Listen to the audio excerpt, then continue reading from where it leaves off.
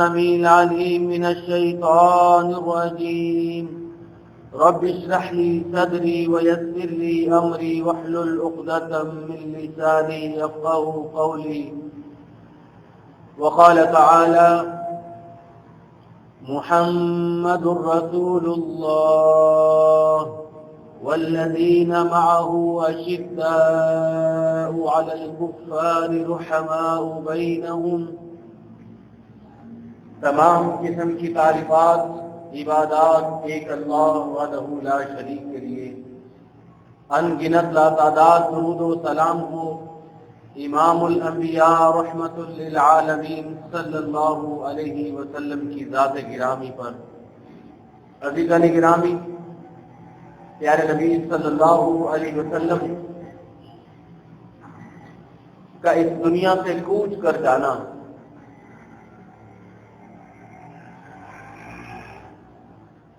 صحابہ اکرام رضوان اللہ علیہ مجمعین کے لیے کیا معنی رکھتا ہوگا، ہم اس دنیا میں اندازہ بھی نہیں لگا سکتے کہ جس شخصیت نے انہیں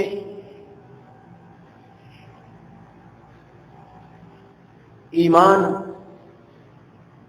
توحید اور دنیا کی خوبصورت ترین زندگی گزارنے کا طریقہ سکھایا ہو، جس شخصیت کی وجہ سے وہ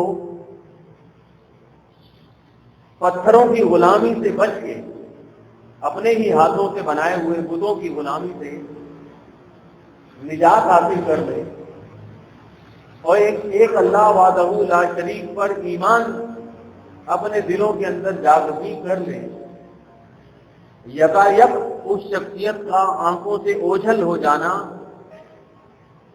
یہ ان کے وہم و گمان میں بھی نہیں تھا کہ ایسا ہو سکتا ہے ان کی زندگی میں بھی. عبداللہ بن عباس رضی اللہ تعالیٰ عنہ بیان فرماتے ہیں کہ پیارے نبی صلی اللہ علیہ وسلم کے دنیا سے رحلت سے چند دن پہلے کی بات ہے. مسجد نبوی کے اندر انصار صحابہ، ان کی عورتیں، بچے سب جمع اور اپنی محبوب ترین شخصیت کو سامنے نہ پا کر رو رہے تھے. کسی نے پوچھا کہ تم سب لوگ یہاں جمع ہو، رو کیوں رہے؟ تو وہ کہنے لگے کہ کئی دنوں سے ہم نے نبی صلی اللہ علیہ وسلم کا دیدار نہیں کیا، آپ بیمار ہیں، اور اب ہمیں اور بھی غم یہ ہے کہ اگر آپ دنیا سے چلے گئے تو ہمارا کیا بنے گا. ہمیں اپنی محبوب نظر شخصیت نظر نہیں آ رہی، صرف اس وجہ سے ہم لوگ. پیارے نبی صلی اللہ علیہ وسلم کو خبر دی گئی آپ بیمار تھے. آپ نے اپنے سر پہ پٹی باندھی، رومال سر پہ لیا، چادر لپیٹی اور اپنے پیاروں کے ساتھ مل کر آہستہ آہستہ آپ ممبر پر بیٹھے اور صحابہ اکرام کو بھی جمع کیا. غالباً یہ مغرب کی نماز تھی. صحابہ کہتے ہیں کہ نبی کریم صلی اللہ علیہ وسلم پھر اس نماز کے بعد واپس مسجد نبوی کے اندر اور اس ممبر پر نہیں بیٹھے. آپ نے فرمایا کہ دیکھو لوگوں، تم انصار کی خیر خواہی کرنا. یہ انصار قبیلہ جو ہے انہوں نے میری بہت مدد کی، میرے ساتھ بہت ہمدردی کی، قربانیاں دی. تم ان کے ساتھ بھلائی کا معاملہ کرو. آپ نے فرمایا کہ دیکھو ایک وقت آئے گا کہ میری امت بڑھتی چلی جائے گی، لیکن انصار کم ہوتے جائیں گے. آپ نے فرمایا کہ تم میں سے جو بھی حکومت والا ہو، حکمرانوں کو آپ نے کہا انہیں چاہیے کہ ان انصار لوگوں کے ساتھ خاص طور کے ساتھ حسن سلوک کریں. عبداللہ بن مسعود رضی اللہ تعالیٰ عنہ بیان فرماتے ہیں کہ انہی آخری دنوں میں ہم پیارے نبی صلی اللہ علیہ وسلم کے پاس آپ کے حجرے میں چلے گئے.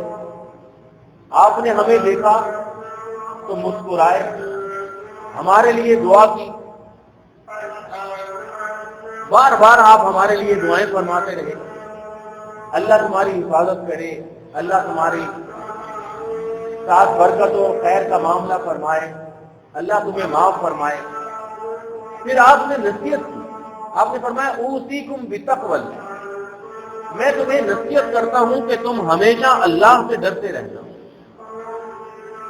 اور آپ نے فرمایا کہ دیکھو زمین پر, اللہ کی زمین کے اوپر تکبر نہ کرنا.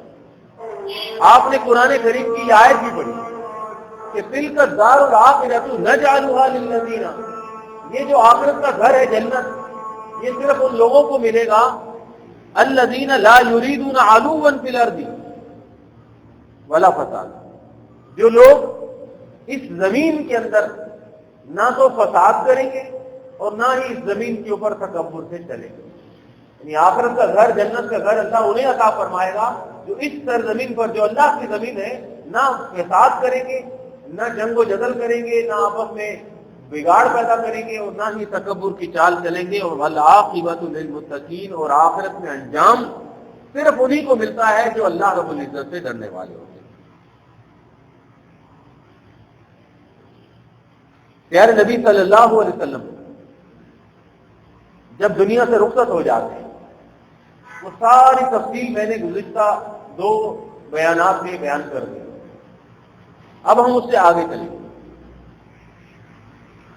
مسجد نبوی ہے, مسجد نبوی کے ساتھ حضرت عائشہ کا حجرا ہے. اس حجرے میں پیارے نبی صلی اللہ علیہ وسلم کی انتقال کی خبر جب باہر آئی تو صحابہ کہتے ہیں کہ پوری مسجد سے تمام صحابہ دم وقوف تھے,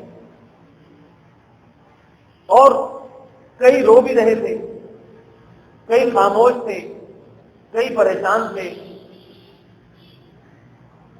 حضرت عمر رضی اللہ تعالی عنہ جیسے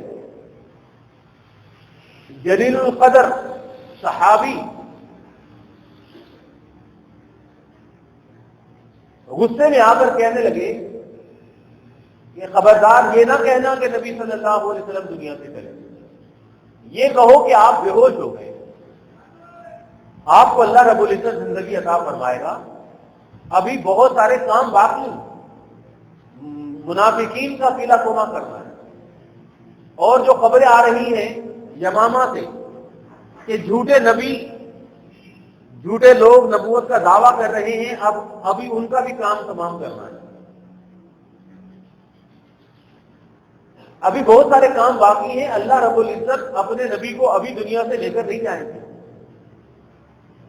حضرت ابوبکر رضی اللہ تعالیٰ عنہ تشریف لاتے ہیں, سیدھے حضرت عائشہ کے حجرے میں گئے, پیارے نبی صلی اللہ علیہ وسلم کے مبارک پہلوں سے چادر ہٹائی, آپ کی پیشانی کا بوسہ لیا, اور لے کر کہنے لگے ہائے اللہ کے نبی. پھر دوبارہ بوسہ لیا, پھر فرمانے لگے ہائے میرے دوست. پھر بوسہ لیا, پھر کہنے لگے انا للہ و انا الیہ راجعون, اور واپس آ جاتے ہیں مسجد میں. عمر فاروق کہتے ہیں کہ میں سب صحابہ کو ڈانٹ ڈپٹ کر رہا تھا اور کھڑا تھا, سب خاموشی سے بیٹھے تھے, لیکن جیسے ہی ابوبکر رضی اللہ تعالیٰ عنہ تشریف لائے, عمر فاروق بھی خاموش ہو گئے. ابوبکر صدیق رضی اللہ تعالیٰ عنہ نے قرآن کریم کی آیت پڑھی. اب دیکھیں, اگر ہم نے سمجھنا ہے کہیں کوئی بات ان صحابہ اکرام کی زندگی سے, نبی کریم صلی اللہ علیہ وسلم کی سنتوں سے, تو بیچ بیچ میں خود ہی ہم سمجھتے رہے کہ زندگی میں نازک ترین مرحلے پر جب دکھوں کے پہاڑ ٹوٹ جائیں اور غمناک ترین مرحلہ ہو تو کس سے رہنمائی لیں؟ اللہ کی کتاب سے رہنمائی. کیونکہ پیارے نبی صلی اللہ علیہ وسلم نے یہی فرمایا تھا نا کہ میں تمہیں اللہ کی کتاب اپنی سنت دے کے جا رہا ہوں. پیارے نبی صلی اللہ علیہ وسلم کی وراثت یہی تھی, آپ کا ترکہ یہی تھا آپ نے جو دولت پیچھے چھوڑی ہے وہ یہی تھی. آپ نے فرمایا کہ یہ قرآن ہے. وَاعْتَصِمُوا بِحَبْلِ اللَّهِ، اللہ کی رسی کو پکڑ لو، یہ قرآن ہے، اس کو پکڑنا. تو ایک سنت سمجھے پیارے نبی. اب آگے جتنی بھی باتیں ہیں نا، ان میں سے آپ نے ایک بات کو سمجھنا ہے خاص طور پہ. رسول اللہ صلی اللہ علیہ وسلم نے فرمایا تھا کہ دیکھو علیکم بسنتی، یہ قیامت تک کے مسلمانوں کے لیے قانون ہے، تم میری سنت کو پکڑ لو. وسنت الخلفاء الراشدین المہدیین، اور میرے خلفاء راشدین کی سنت کو مضبوطی سے پکڑ لو. ابوبکر صدیق، عمر فاروق، عثمان غنی، حضرت علی رضی اللہ تعالیٰ عنہ کے جتنے بھی کارنامے جو ان کی زندگی ہے، ان کے سنہرے باتیں مختصر بیان کروں گا، ان کو مضبوطی سے پکڑ لیں تو تم کبھی گمراہ نہیں ہوگے. اب ابوبکر صدیق نے ایسے مرحلے پر کہ جب امت پریشان ہو یا اپنی ذاتی پریشانی ہو، اپنے ساتھ کوئی انتہا درجے کا ایسا معاملہ پیش آ جائے کہ جس کو ہم کہیں کہ یہ کرائسس ہے اور اس بحران سے آگے کیسے نکلے، تو وہاں قرآن کو کھولا. انہوں نے آتے ہی سورہ زخرف کی آیت نمبر، سورہ زمر کی آیت نمبر 30 پڑھی، انک میت وانہم میتون. اللہ رب العزت نے قرآن پاک میں پہلے ہی بتا دیا تھا کہ اے نبی صلی اللہ علیہ وسلم، آپ ایک وقت آئے گا کہ دنیا سے چلے جائیں گے، اور ایسا نہیں ہے کہ صرف آپ جائیں گے، وانہم میتون، یہ ساری دنیا والے بھی دنیا سے چلے جائیں گے، سب نے جانا ہے. پھر اللہ رب العزت نے اسی قرآن پاک میں آل عمران سورت آل عمران آیت نمبر 144 144 میں، یہ نام میں اس لیے لے رہا ہوں تاکہ آپ کبھی بھی قرآن کھول کے پڑھ سکتے ہیں، وہ حضرت ابوبکر نے دوبارہ پڑھا کہ وما محمد الا رسول. اللہ نے فرمایا ہے کہ محمد صلی اللہ علیہ وسلم یہ اللہ کے رسول اور پیغمبر تھے. قد خلت من قبلہ الرسل، ان سے پہلے بھی اللہ کے بے شمار رسول دنیا سے چلے گئے. عیسیٰ علیہ السلام، موسیٰ علیہ السلام، عزیر علیہ السلام، ابراہیم علیہ السلام. افہم ماتا، اے دنیا کے لوگوں بتاؤ، کیا یہ نبی جب دنیا سے چلے جائیں گے، او قتلا، یا انہیں کوئی شہید کر دے گا، انقلبتم علی اعقابکم، کیا تم اپنا دین چھوڑ کر واپس چلے جاؤ گے؟ اصل بات یہ ہے، کیا نبی کی زندگی میں دین اپناؤ گے؟ نبی کی زندگی کے بعد تم دین نہیں اپناؤ گے؟ اپنائیں گے؟ اس کا جواب یہی ہے کہ جی ہاں، ہر وقت ہم نے اللہ کے دین کو مضبوطی سے تھامنا ہے. ہمارا رشتہ ہی یہ ہے، ہمارا وجہ افتخار دنیا کے لوگوں کے سامنے یہی ہے، ہماری امتیازی خصوصیت یہی ہے کہ ہم نہ تو بتوں کے پجاری ہیں، نہ ہم خرافات کو ماننے والے ہیں، نہ ہم شیطانی رسم و رواج کو ماننے والے ہیں، نہ ہم دنیا کے لوگوں کی طرح یہ عقیدہ رکھتے ہیں کہ ہم دنیا میں ایسے ہی پیدا ہو گئے، عیاشی کر کے ایک دن آئے گا مر جائیں گے، گل کر جائیں گے، زندگی کے بعد دوبارہ نہیں جینا. یہ باتیں ہماری زندگی میں نہیں ہیں. ہمارا تو اللہ پر ایمان ہے، آخرت پر ایمان ہے. آپ نے فرمایا کہ یہ ایمان تمہارا ختم ہو جائے گا. اب عمر فاروق رضی اللہ تعالیٰ عنہ فرماتے ہیں کہ میں پریشان، میں نے کہا یہ بھی قرآن میں ہے، یہ باتیں ہیں پڑھی ہیں یاد، لیکن ابھی یاد نہیں آ رہی تھی پریشانی میں. اچھا، اللہ نے یہ بھی فرمایا. پھر اس کے بعد عمر فاروق رضی اللہ تعالیٰ عنہ زمین پر بیٹھ گئے. پھر وہ سمجھ جاتے ہیں ساری بات کہ اللہ نے جو فرما دیا تھا وہ ہو گیا. ابوبکر صدیق نے قرآن کریم کی آیتیں پڑھنے کے بعد اگلی بات کہی. آپ دیکھیں کہ ان کی علم، ان کی دانائی، ان کی حکمت، ان کی سمجھداری، فہم و فراست کتنی عظیم تھی.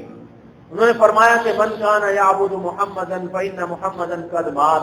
لوگوں سن لو، اگر تم محمد صلی اللہ علیہ وسلم کی پوجا کرتے تھے تو سن لو کہ نبی کریم صلی اللہ علیہ وسلم دنیا سے چلے. من کان یعبد اللہ، اور جو بندہ اللہ کی عبادت کرتا تھا، اللہ کی بندگی کرتا تھا، فإن اللہ حی لا یموت، تو اللہ رب العزت وہ ذات ہے جو ہمیشہ زندہ رہنے والی ہے، جسے موت نہیں آتی. اللہ رب العزت وہ ذات ہے جسے پیدائش اور موت کا معاملہ اس کے ساتھ نہیں ہوتا. کیا ہمیں سمجھایا کہ جو پیدا ہوتا ہے وہ خدا بننے کے لائق نہیں، جو مر جاتا ہے اسے تم معبود نہیں کہہ سکتے۔ جو دنیاوی ضروریات کا محتاج ہے، کھاتا پیتا ہے، اسے تم اپنا مسجود نہیں بنا سکتے، اس کے سامنے سجدہ نہیں کر سکتے۔ آپ کو پتا اس وقت دنیا میں سب سے بڑا جو ملک کہلاتا ہے وہ انڈیا ہے، ہندوستان۔ وہ کہتے ہیں کہ ہم دنیا کی سب سے بڑی جمہوریت ہے۔ اس ہندوستان کی سب سے بڑی عدالت سپریم کورٹ۔ آپ سمجھیں کہ سپریم کورٹ میں کتنے پڑھے لکھے لوگ ہوں گے جج؟ 1 ارب لوگوں میں جو جج بن گیا، اور وہ بھی سپریم کورٹ کا، اور وہ بھی چیف جسٹس، کو اس کی عقل اور دانائی کا معیار دیکھیں۔ اور اس سپریم کورٹ کا پورا بینچ، سارے ججوں نے 4 دن پہلے ایک متفقہ فیصلہ دیا۔ اب وہ فیصلہ آپ سنیں گے تو دیواروں کو سر ٹکرانے کا دل کرے گا کہ یہ عقل مند لوگ ہیں، یہ دنیا کے سب سے زیادہ پڑھے لکھے لوگ ہیں۔ انہوں نے کہا کہ جہاں پر یہ آج بابری مسجد ہے، یہاں پر رام کا جنم ہوا تھا، یہاں پیدا ہوئے تھے۔ آپ سوچیں کہ جو پیدا ہوتا ہے اس کا مطلب ہے پھر وہ مر گیا، بعد میں مرا بھی ہوگا کہیں پہ۔ اب وہ کون ہے؟ وہ ان کا معبود ہے، اس کا بت بنائیں گے، اس کو سجدہ کریں گے۔ اب عقل دو گے۔ حالانکہ یہ مقدمہ آپ کو پتا ہے کب سے چلا؟ 1949 سے، جب سے پاکستان بنا اس کے 2 سال کے بعد سے بابری مسجد کو تالا لگا ہوا۔ 400 سال پہلے بابر نے یہ مسجد بنائی تھی، بابر بادشاہ نے۔ اس میں اللہ کی عبادت ہوتی رہی۔ 1949 کے اندر ہندوؤں نے وہاں گھس کے اندر مورتیاں رکھ دی اور لڑائی جھگڑا شروع کیا۔ عدالت نے اسے مسجد کو سیل کر دیا۔ اس کے بعد 70 سال سے وہ مسجد سیل تھی۔ 1994 میں ایک کچھ عرصے پہلے، آپ سب کو یاد ہوگا اچھی طریقے سے، کراچی بند ہو گیا تھا، ہڑتال ہو گئی تھی، بسوں کو آگ لگائی تھی، یاد ہوگا سب کو، مجھے اچھی طریقے سے یاد ہے۔ مندروں کو آگ لگائی گئی تھی، بڑا ہنگامے ہوئے تھے۔ اس وقت وہ جو عمارت کھڑی تھی مسجد کی، جس میں نماز تو نہیں ہوتی تھی، اس مسجد کو بھی گرا دیا گیا اور کہا گیا کہ اب ہم نے یہاں رام مندر بنانا ہے، کیونکہ ہمارے رام یہاں پیدا ہوئے۔ حالانکہ سپریم کورٹ نے اس 50 سالوں کے اندر ہر قسم کی تحقیقات کروائی اور ان ماہرین کو بلایا کہ جو زمین کے ماہرین ہیں کہ اس کی جگہ کو کھودو۔ انہوں نے اس جگہ کو کھودا، اس کو زمین کو اچھی طریقے سے کھنگالا کہ یہاں پر کوئی نہ کوئی اندر سے ایسی نشانی ملے جس کی وجہ سے ہم کہہ سکیں کہ دیکھو یہاں تو پرانے بت ہیں، لہذا اس کا مطلب ہے کہ یہاں پر کچھ نہ کچھ مندر تھا۔ 400 سال پہلے یہاں پر مندر تھا، اس کے بعد مسجد بنائی گئی، لہذا اس کو اب توڑ کے دوبارہ مندر بنایا جائے، کوئی نہ کوئی دلیل تلاش کرو۔ تو ان ماہرین نے جو نکالا اسے چھپا لیا گیا، حالانکہ وہ بھی اخباروں میں چھپا کہ وہاں پر اونٹوں کی اور گائے کی ہڈیاں ملی، ان کی ران کی ہڈیاں، ان کی بڑی بڑی ہڈیاں جو ہیں وہ ان کو زیر زمین کھنڈرات سے ملی، اور اس کی مطلب یہ تھا کہ یہاں پر 400 سال پہلے، 500 سال پہلے مسلمانوں کا کوئی لشکر رہا، جس لشکر نے کھانا کھایا اور وہ ہڈیاں پھینکی، جو زمین کے اندر دفن ہو گئی، اور آج وہ ہڈیاں مل رہی ہیں۔ یہاں پرانے دور میں کوئی مندر نہیں تھا، یہ مسلمانوں کی شان ہی نہیں ہے کہ مسلمان مندر کو توڑ کر مسجد بنائے، ایسا نہیں کرتے مسلمان۔ پچھلی 1400 سالہ تاریخ پتہ ہے ہم سب کو۔ آگے حضرت عمر فاروق رضی اللہ تعالیٰ عنہ کا دور آپ کو بتایا جائے گا کہ بیت المقدس میں انہوں نے یہ کہا کہ نہ تو میں چرچ میں نماز پڑھوں گا، نہ عیسائیوں کی عبادت گاہ میں، نہ یہودیوں کی عبادت گاہ میں، بلکہ انہوں نے کہا کہ میں الگ کھلے میدان میں نماز پڑھوں گا، کیونکہ اگر میں نے یہاں نماز پڑھی تو بعد میں مسلمان اس چرچ کو چرچ نہیں رہنے دیں گے، وہاں پر مسجد بنا دیں گے۔ اب آپ سوچیں، اس فیصلے کے آخر میں لکھا کہ جب کوئی دلیل نہیں ملی لیکن ایک بڑی تعداد ہندوؤں کی کہتی ہے کہ ہمارے رام کا یہاں جنم ہوا ہے، لہذا یہ جگہ ہندوؤں کو دے دی جائے۔ اب آگے والے لفظ سننا، آخری جو سپریم کورٹ کا، کیونکہ یہ رام للہ جو رام ہے نا، بچپن میں اس کو کہتے ہیں رام للہ، یہ رام للہ جو ہے اس کو ہم ایک انسان مانتے ہیں اگرچہ وہ نہیں ہے لیکن ہم انسان مانتے ہوئے یہ جگہ ہم رام کو دے دیں۔ اب رام جو ہے کیونکہ وہ بات نہیں کرتے اور وہ بولنے پر طاقت نہیں رکھتے، اس لیے حکومت کو حکم ہے کہ یہاں پر ایک ٹرسٹ بنایا جائے جس ٹرسٹ کے زیر نگرانی یہاں پر مندر کام ہے۔ اب ان کو ان کے الفاظ بتا رہے ہیں کہ یہ جو رام ہے یہ بولتا نہیں ہے، بات نہیں کرتا، کوئی طاقت نہیں رکھتا، لہذا یہ مندر بنا نہیں سکے گا، مندر کو چلا نہیں سکے گا، اس لیے انسانوں کا کوئی ٹرسٹ ہوگا جو اس کو چلائے۔ یہ 4 دن پہلے ہوا۔ اب یہ پوری امت مسلمان کے لیے خوفناک صورتحال ہے، لیکن کسی کو کچھ نہیں ہوا، سب خاموش اور اس انتظار میں ہیں کہ کب یہ ہندو اکثریت مسلمانوں کو گاجر مولی کی طرح کاٹنا شروع کر، پھر جا کر ہوش میں آئیں گے اور جاگیں گے۔ اللہ رب العزت ہمیں سمجھ عطا فرمائے۔ اب صحابہ اکرام کی زندگی یہ تھی کہ جب پریشانی ہے تو قرآن انہوں نے اٹھایا اور قرآن سے بتایا کہ دیکھو اللہ حی القیوم ذات ہے، وہ ہمیشہ زندہ رہنے والی ذات ہے، اس کی عبادت کرنے والے ہمیشہ رہیں گے انشاءاللہ، لہذا تم یہ پریشانی کی گھڑی میں اس قسم کی باتیں نہ کرو۔ اللہ اکبر۔ اس کے بعد صحابہ اکرام نے اگلا مرحلہ شروع کیا۔ پیر کے دن پیارے نبی صلی اللہ علیہ وسلم کا انتقال ہوا تھا۔ منگل کے دن صحابہ اکرام نے غسل دیا۔ غسل دینے کے موقع پر انصار صحابہ نے کہا کہ ہم غسل دیں گے کیونکہ ہم آپ کے قریبی تھے اور محبت کرنے والے۔ قریش صحابہ جو تھے مہاجرین، انہوں نے کہا کہ غسل دینے کا کام ہمارا، کیونکہ آپ صلی اللہ علیہ وسلم بھی قریشی تھے۔ ابو بکر صدیق رضی اللہ تعالیٰ عنہ نے اعلان کیا کہ نہیں، پیارے نبی صلی اللہ علیہ وسلم کے جو قریبی رشتہ دار ہیں نا، بس صرف وہی اس حق کو ادا کریں گے۔ ان قریبی رشتہ داروں میں حضرت علی رضی اللہ تعالیٰ، حضرت عباس، جیسا عباس کے بیٹے فضل قسم تھے، اللہ اکبر، اور 2-4 اور صحابہ نے مل کر کپڑوں سمیت آپ کو غسل دیا اور 3 سوتی چادریں، سوتی سفید رنگ کی 3 چادروں سے آپ کا کفن دیا گیا۔ ابو طلحہ رضی اللہ تعالیٰ عنہ نے اسی مقام پر جہاں پر پیارے نبی صلی اللہ علیہ وسلم کی چارپائی تھی، جہاں پر حضرت عائشہ کا حجرہ تھا، اسی مقام پر آپ کی قبر کھودی اور اس کے کنارے پہ چارپائی رکھ دی گئی۔ منگل کا سارا دن، بدھ کا دن، پورا دن، کیونکہ وہ حجرہ تھا چھوٹا، وہاں 10 صحابہ آتے، نماز جنازہ پڑھتے اور باہر چلے جاتے، پھر دوسرے 10 صحابہ آتے چلے جاتے۔ اس طرح سارا دن خواتین، بچے اور صحابہ کی جماعتیں آتی گئیں اور بار بار نماز جنازہ پڑھتے گئے اور باہر چلے گئے۔ اب مدینہ بہت بڑا تھا، ارد گرد کے قبیلوں کے لوگ آتے گئے، لہذا پورا دن نماز جنازہ چلتی، پورا دن چلتی۔ پھر آخر میں ابوبکر اور عمر فاروق رضی اللہ تعالیٰ عنہ بھی اندر تشریف لے کے گئے۔ انہوں نے کہا کہ السلام علیکم ایھا النبی، اے نبی، اللہ کی آپ پر سلامتی ہو، ورحمۃ اللہ وبرکاتہ، اور اللہ کی آپ پر برکتیں اور رحمتیں نازل ہوں۔ انہوں نے کہا کہ ہم گواہی دیتے ہیں اللہ نے آپ کے اوپر جو دین نازل کیا تھا، آپ نے سارے کا سارا دین پہنچا دیا، آپ نے اپنی امت کو خیر خواہی کی، آپ نے اپنی امت کو جو چیز دے کر گئے تھے، آپ نے اس میں قرآن ہے اور حدیث ہے، قرآن ہے اور رسول اللہ صلی اللہ علیہ وسلم کی سنت ہے۔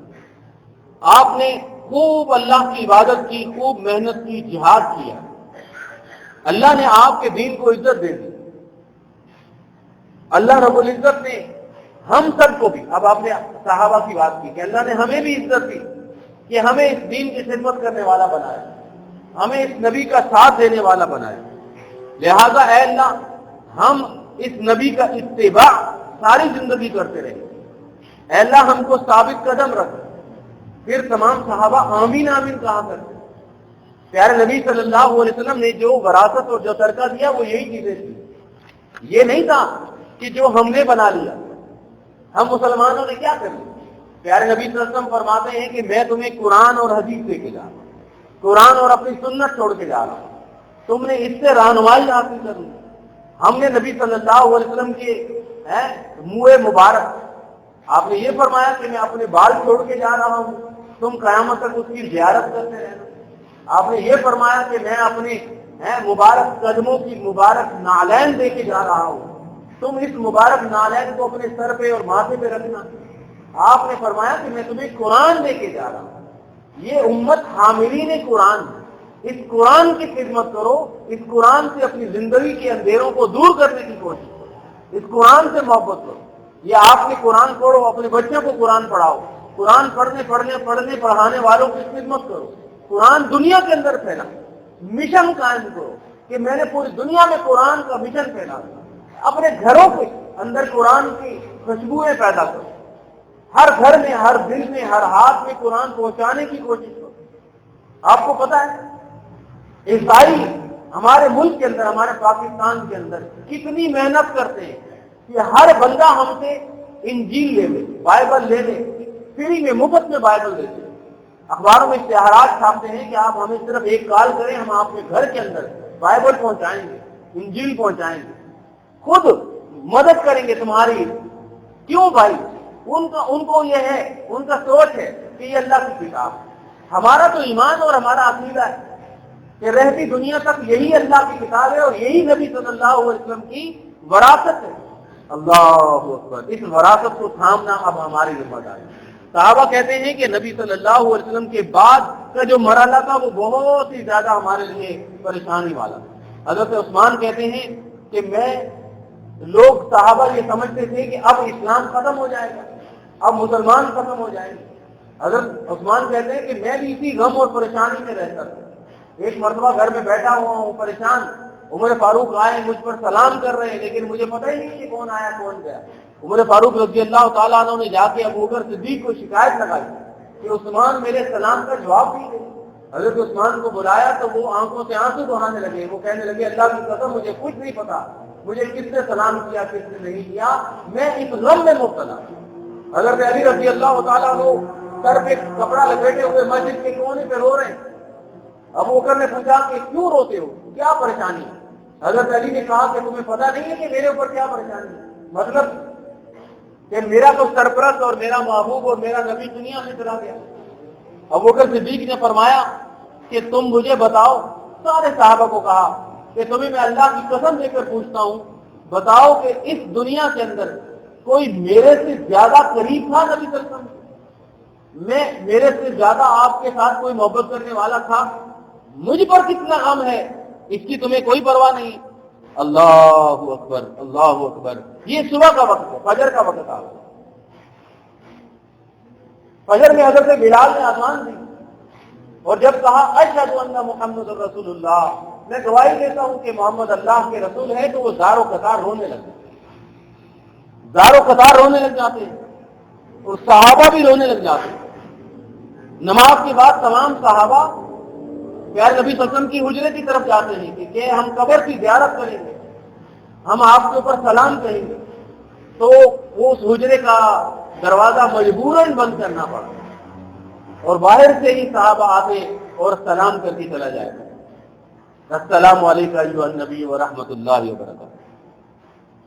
اس کے فوراً بعد صحابہ اکرام کے ساتھ ایسا مرحلہ آیا کہ اب ہمارا امیر کون ہوگا۔ یہاں سے ابو بکر صدیق رضی اللہ تعالیٰ عنہ کی اہم ترین ذمہ داری شروع ہو رہی۔ انصار صحابہ ایک جگہ پر جمع تھے اور وہ سوچ رہے تھے کہ نبی صلی اللہ علیہ وسلم کے بعد ہم کسی نہ کسی کو امیر بنائیں۔ عمر فاروق، عثمان، حضرت ابو بکر صدیق، ابو عبیدہ بن جراح وہاں چلے جاتے ہیں اور جا کر کہتے ہیں کہ دیکھو عرب جو لوگ ہیں، عرب کے لوگ، پورا عرب اس وقت مسلمانوں کے پاس، عرب کے لوگ ہمیشہ سے اسلام سے پہلے بھی قریش قبیلے کی حکومت کو مانتے، وہ صرف مکہ کی عظمت کو مانتے ہیں۔ یہ عرب کے ساتھ ایک خاص معاملہ ہے، ان کی دل مکہ کے ساتھ جڑے ہوئے اللہ کے گھر، اور اب بیت اللہ کے خدمت کرنے والے قریش، اور وہ قریش کی حکومت کو مانتے ہیں، کسی اور کی حکومت کو نہیں مانتے۔ اللہ کے نبی بھی قریشی تھے، لہذا ہمیں چاہیے کہ ہم قریشیوں میں سے کسی کو امیر بنائیں۔ لہذا یہ ابو بکر عمر ہے اور یہ ابو عبیدہ بن جراح ہے، تم ان میں سے کسی کو امیر بناؤ۔ لیکن عمر فاروق نے حضرت ابو بکر کا ہاتھ آگے کیا کہ نہیں، نبی صلی اللہ علیہ وسلم کی زندگی میں نبی کی ساری ذمہ داریاں ادا کرنے والے ابو بکر تھے، لہٰذا آپ کے بعد اصل ذمہ داری خلافت کی ابو بکر کے کاندھوں پر، ان کی بیعت کی گئی، تمام صحابہ نے آپ کی بیعت کی۔ یہ جو نظام ہے نا، یہ 1400 سال پرانی بات کر رہا ہوں، یہ آج کا ووٹنگ سسٹم نہیں ہے، یہ فرانس اور امریکہ کو 100 سال پہلے سمجھ میں آئی کہ اس طریقے سے ہم سب لوگ مل کر حکومت کریں گے۔ یہ اسلام نے 1400 سال پہلے بتایا کہ امیر عوام کی رائے سے بنتا ہے، اور پھر جب بن جاتا ہے وہ امرہم شورا بینہم، تو بڑا مشورہ کر کے ان کی حکومت چلاتا ہے۔ یہ عمر ابو بکر صدیق رضی اللہ تعالیٰ عنہ نے اپنی ایک عظیم ترین ذمہ داری ان کے کاندھوں پر آ جاتی، عظیم ترین ذمہ داری، اور انہوں نے اس ذمہ داری کو سنبھالا۔ ان کے بہت بڑے بڑے کارنامے، ان کی زندگی میں ان کے سامنے انتہا کن پریشان کن مرحلے بھی آنے لگے، لیکن انہوں نے اس کو ایک ایک کر کے سنبھالتے چلے گئے۔ آپ دیکھیں نبی کریم صلی اللہ علیہ وسلم نے اپنی زندگی میں فرمایا تھا کہ لو کان بعدی نبی لکان عمر، اگر میرے بعد کوئی نبی آتا تو وہ کون ہوتا؟ عمر ہوتا۔ یہ عمر کی فضیلت بتائی، لیکن صحابہ نے نبی کریم صلی اللہ علیہ وسلم کے بعد عمر کو خلیفہ نہیں بنایا، ابو بکر صدیق کو بنایا۔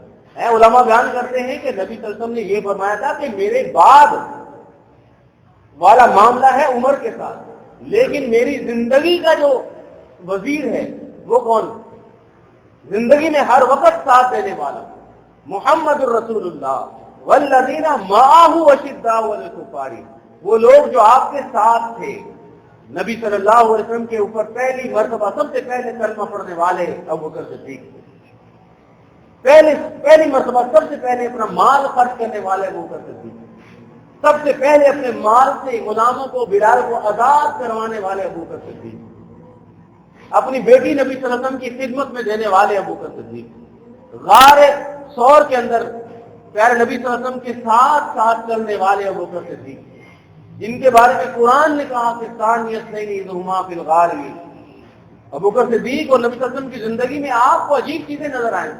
پیارے نبی صلی اللہ علیہ وسلم کی عمر مبارک 63 برس، ابو بکر صدیق کی عمر 63 برس۔ پیارے نبی صلی اللہ علیہ وسلم کو آخری وقت میں آپ فرمایا کرتے تھے کہ مجھے وہ زہر کی تکلیف پیدا ہو گئی ہے، وہ زہر جو یہودی عورت نے کھلایا۔ ابو بکر صدیق رضی اللہ تعالیٰ عنہ جب آخری وقت میں بیمار ہوئے تو کہنے لگے مجھے وہ بچھو کا زہر آج جاگ گیا ہے، وہ بچھو کا ڈسنا جو میں نے نبی صلی اللہ علیہ وسلم کے ساتھ غار کے اندر جب میں بیٹھا تھا تو مجھے بچھو نے ڈسا۔ پیارے نبی صلی اللہ علیہ وسلم کے آخری لمحوں میں سرہانے کون بیٹھا تھا؟ حضرت عائشہ۔ ابو بکر صدیق رضی اللہ تعالیٰ عنہ کی آخری لمحات کے اندر ان کے سرہانے حضرت عائشہ۔ ابو بکر صدیق پیارے نبی صلی اللہ علیہ وسلم کہاں دفن کیے گئے؟ حضرت عائشہ کے ایک کمرے میں۔ ابو بکر صدیق کو اللہ رب العزت نے کہاں جگہ عطا فرمائی؟ پیارے نبی صلی اللہ علیہ وسلم کے پہلو میں۔ یہ عظمت یہ قیامت تک چلے گی، یہ کوئی چھوٹی موٹی بات نہیں ہے۔ لاکھوں نہیں، کروڑوں نہیں، اربوں کی تعداد میں لوگ پیارے نبی صلی اللہ علیہ وسلم کے روضہ مبارک کی زیارت کرتے ہیں اور سلام پڑھتے ہیں۔ اگلا جب ہم قدم اٹھاتے ہیں تو پھر کس کے لیے ہم سلام پڑھتے ہیں؟ ابو بکر صدیق۔ تو یہ ہے اصلی بات کہ نبی صلی اللہ علیہ وسلم کی زندگی میں امامت کون کرواتا تھا؟ نبی صلی اللہ علیہ وسلم کی زندگی میں آپ کے مصلی اور آپ کے منبر پر کون بیٹھا؟ ابو بکر صدیق۔ یہ کوئی غلط کام نہیں کیا تھا صحابہ نے کہ نبی صلی اللہ علیہ وسلم کے بعد نعوذ باللہ انہوں نے غلط کام کرتے ہوئے ابو بکر صدیق کو خلیفہ۔ آج کے لوگ گمراہ ہیں، گمراہ لوگ اپنی بدباطنی کو ظاہر کرنے کے لیے، اپنا گند پیش کرنے کے لیے ان صحابہ کے اوپر طعن و تشنیع کرتے ہیں۔ لیکن ہمارا ایمان یہ ہے کہ جیسے نبی صلی اللہ علیہ وسلم کی زندگی پر کوئی اعتراض کرنے والا مسلمان نہیں رہ سکتا، اسی طرح ان پیارے مقدس ترین صحابہ کی جماعت، خاص طور پر خلفائے راشدین کی زندگی پر جو اعتراض کرتا ہے وہ مسلمان نہیں ہو سکتا۔ پیارے نبی صلی اللہ علیہ وسلم کے نواسا شہید کیا گیا، ابو بکر صدیق کا نواسا بھی شہید کیا گیا۔ اللہ، صحابہ کہتے ہیں کہ ابو بکر صدیق سارے صحابہ میں الگ تھے کہ ان کا والد مسلمان، خود مسلمان صحابی، والد بھی صحابی، خود بھی صحابی، بیٹا بھی صحابی، پوتا بھی صحابی۔ ایسا کوئی صحابی نظر نہیں آیا جس کی چاروں پشتوں کے اندر صحابہ نظر آئے۔ اللہ تعالیٰ ہمیں سمجھنے کی توفیق عطا فرمائے۔ ابوبکر صدیق رضی اللہ تعالیٰ عنہ کی زندگی میں جیسے ہی اب ہم انشاءاللہ آگے ان کی پوری زندگی بیان کریں گے مختصر، اور اب یہ ابوبکر صدیق رضی اللہ تعالیٰ عنہ کی خلافت کا دور جب آیا تو ان کے سامنے بڑے بڑے مسئلے پیش کیے گئے کہ وہ یمامہ کا عرب قبیلہ تھا، بہت بڑا قبیلہ تھا، 12,000 کا قبیلہ تھا، ان کا سردار جو ہے وہ بدبخت، وہ کہنے لگا ہے کہ میں اللہ کا نبی، وہ سمجھتا تھا کہ عرب کے لوگ میرے پیچھے لگ جائیں گے، اب اس کے ساتھ کیا کیا جائے۔ کچھ عرب کے قبیلے جو دور تھے، مکہ مدینہ سے دور تھے، یمن میں، بحرین میں، اردن میں، وہ قبیلے کچھ ایسے بھی تھے، وہ کہنے لگے کہ دیکھو ہم کلمہ پڑھیں گے سب کچھ صحیح ہے لیکن ہم زکات نہیں دیں گے۔ ان کے ساتھ کیا کیا جائے۔ شام عیسائی ملک جو ہے وہ حملہ کرنا چاہتا تھا نبی مدینہ کے اوپر، ان کا کیا کیا جائے۔ یہ بڑے بڑے کام ان کے سامنے تھے، وہ اللہ کے فضل و کرم سے سارے مسئلے حل کیے گئے۔ لیکن ہمارے لیے ہمیں جو بات سمجھ میں آتی ہے کہ ابوبکر صدیق رضی اللہ تعالیٰ عنہ کی زندگی میں سب سے سنہری کام یہ تھا محبت رسول صلی اللہ علیہ وسلم، بس یہ ہم نے اپنانا، اطاعت رسول صلی اللہ علیہ وسلم، نبی صلی اللہ علیہ وسلم کی ہر موقع پر مدد کرنا، اطاعت کرنا، یہ ہم نے اپنانا ہے۔ اللہ کے دین کی خدمت یہ ہم نے اپنانا ہے۔ قرآن سے ہدایت لینا یہ ہم نے حاصل کرنا ہے۔ یہ سنہری موتی ہیں جو ہمیں مل گئے، ہماری زندگی بھی سمجھ جائے۔ اللہ تعالیٰ سے دعا ہے کہ اللہ رب العزت مجھے، آپ کو، ہم سب کو سمجھنے کی توفیق عطا فرمائے۔